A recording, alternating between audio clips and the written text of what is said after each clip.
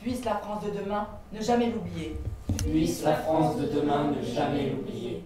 Le 27 mai dernier, 4 grandes figures de la résistance sont entrées au Panthéon. Pierre Brossolette, Geneviève de Gaulle-Antoniose, Germaine Tillon et Jean Zay. En partenariat avec la direction de l'Éducation nationale, de la jeunesse et des sports, l'association Le Devoir de mémoire a souhaité engager avec la jeune génération une réflexion sur la Shoah, mais aussi sur les valeurs de la résistance. L'objectif, respecter la mémoire de ces anciens déportés en rappelant les épreuves qu'ils ont traversées et rendre hommage à la force et à l'engagement qu'ils incarnent. À l'occasion d'une intervention que j'avais faite au lycée Albert Ier, une jeune fille m'avait dit « Mais qu'est-ce que vous venez nous parler d'une affaire qui date de 50 ans, 60 ans ?» Donc je lui avais répondu si vous êtes là, c'est parce que vous avez la liberté. Bon, et donc, en ce qui nous concerne, là, c'est véritablement ça l'objet, c'est d'apporter la bonne parole pour que les gens se rendent compte que l'histoire, malheureusement, a tendance à se répéter. Et dans le contexte actuel, on peut dire qu'il vaudrait mieux, en définitive, bien y penser.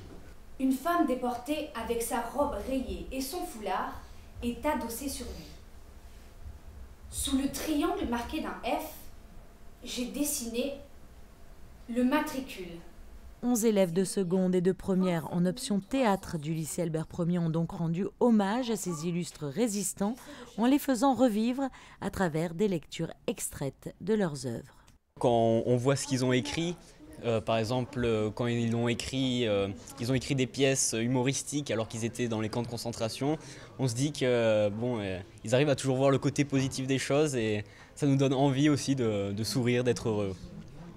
En incarnant et en étudiant les textes qu'ont écrits ces personnages, on prend vraiment conscience de l'horreur humaine qu'ils ont pu subir.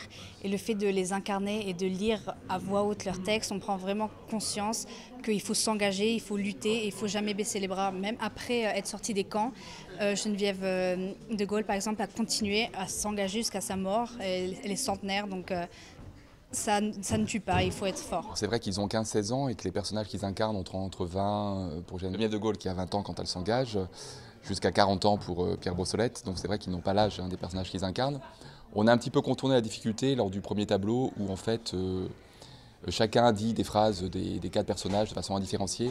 On a essayé justement d'éviter d'être dans l'incarnation d'un personnage, c'est-à-dire qu'ils sont ces personnages et ils sont aussi autre chose. Ils sont des porteurs de voix. Ils portent un message, ils portent un flambeau, la flamme de la résistance, comme dirait de Gaulle. Ils ne cherchent pas à jouer ni Jean Zay, ni Germaine Tillon. On n'a pas essayé de reconstituer les choses. C'est plus un hommage à ces 4 figures que vraiment une reconstitution. 3 représentations ont été données au Théâtre des Muses et à l'issue de chaque représentation, les élèves ont pu échanger avec le public sur leurs ressentis et sur le regard qu'ils portent sur cette sombre période de l'histoire.